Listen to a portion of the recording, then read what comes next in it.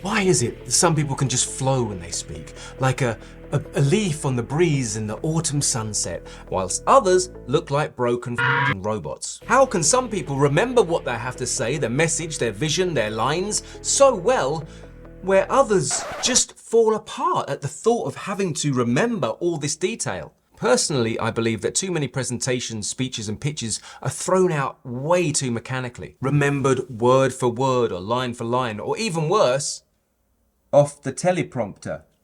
What if you were able to not only remember your speech perfectly and sound like you had complete authority on it, but also were more engaging in the way you spoke to your audience? Sounds good, right? Well, the first step is do not learn your speech line by line. It's difficult to do, you're boring to watch, and it's excruciatingly difficult to watch someone who's awkwardly trying to remember those order of the line that they'd written down or that their boss had given them. It's horrible to watch on stage.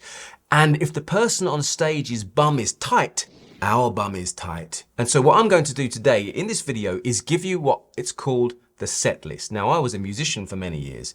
Set list is what a musician does to know which song comes next, and they could be moved around, chopped and changed.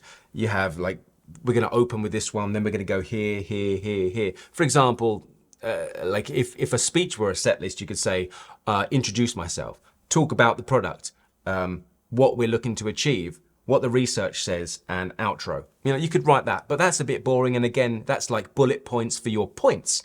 And to make it more engaging, what you want to try to do is create stories.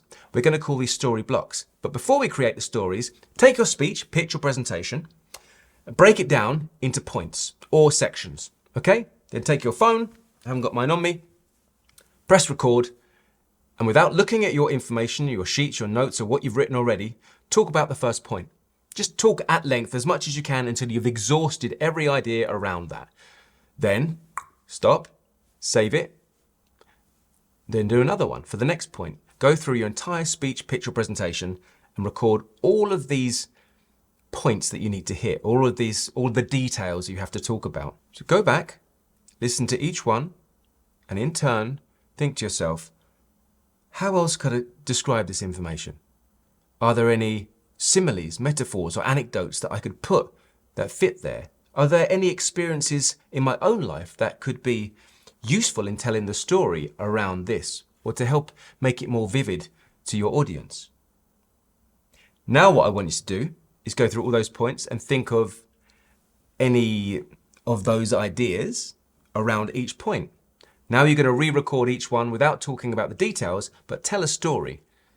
Tell the story that you came up with. And at the end of the story, then you're going to say the points you talked about. Now, not only are you thinking of other ways to express these ideas, you're starting to tip the information from your analytical brain into your emotional brain. By connecting with stories, you're actually connecting to the points and making them more real. And that when you share that information with others, it becomes so much more engaging and you're so much more connected to it that you don't feel like you have to remember the words. You know you can talk about the story, and by talking about the story, you will hit the points you need to hit. But it's what makes it real for you. It's how you can connect yourself to the points without just thinking about what you have to say.